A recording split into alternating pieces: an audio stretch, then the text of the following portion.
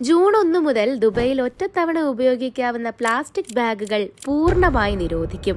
25 fils കൊടുത്താൽ കിട്ടിയിരുന്ന plastic ബാഗുകളും ഇനിയില്ല. ഇതും പൂർണ്ണമായി നിർത്തലാക്കുകയാണ്. പകരം ഒന്നിലേറെ തവണ ഉപയോഗിക്കാവുന്ന തുണി സഞ്ചികളിലേക്ക് മാറുകയാണ് ദുബൈ. 2026ഓടെ ഒറ്റത്തവണ ഉപയോഗിക്കാവുന്ന മുഴുവൻ ഉൽപ്പന്നങ്ങളും ഘട്ടം ഘട്ടമായി നിർത്തലാക്കും. നിയമം ലംഘിക്കുന്നവർക്ക് 200 ദിർഹം പിഴ ചുമത്തുകയും ചെയ്യും. മനുഷ്യർക്കും മൃഗങ്ങൾക്കും പരിസ്ഥിതിക്കുമൊക്കെ ഒരുപോലെ ദോഷം ചെയ്യുന്നതുകൊണ്ടാണ് പ്ലാസ്റ്റിക് ഉൽപ്പന്നങ്ങൾ നിരോധിക്കുന്നത്. 57 മൈക്രോമീറ്ററിൽ കൂടുതൽ കനം കുറഞ്ഞ എല്ലാ തരം ബാഗുകൾ, ബയോഡീഗ്രേഡബിൾ ബാഗുകൾ എന്നിവയൊക്കെ നിരോധിച്ചിട്ടുണ്ട്.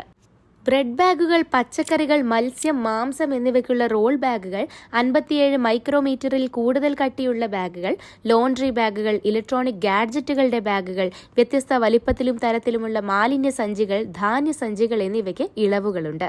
ഈ നിരോധനത്തെക്കുറിച്ച് നിങ്ങളുടെ അഭിപ്രായം